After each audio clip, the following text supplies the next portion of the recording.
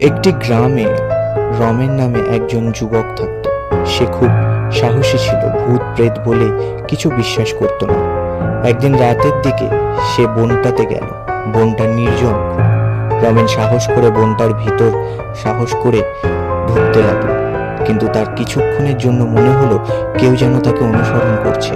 রমেন পেছন ঘুরে দেখে কেউ নেই।